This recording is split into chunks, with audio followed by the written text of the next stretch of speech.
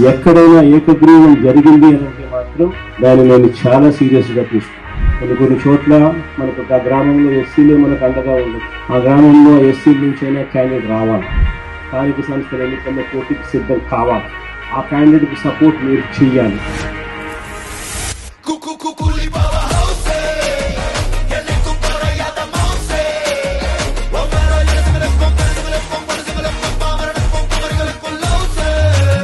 ఆ క్యాండిడేట్ అనిపించారు, నాకు వైఎస్ఆర్ కాంగ్రెస్ పార్టీ తోడుగా ఉంది, నా ఎమ్మెల్యే క్యాండిడేట్ నా చెయ్యి విడవలేదు, ఊర్లో డామినేషన్ తట్టుకోగలుగుతాను, నిలబడగలుగుతాను అని చెప్పి ఆ క్యాండిడేట్ అనిపించింది. అప్పుడే రేపొద్దున జరగబోయే మీ ఎన్నికల్లో ఆ క్యాండిడేట్ అంతే కసితో మీకోసం తోడుగా నిలబడతాడు.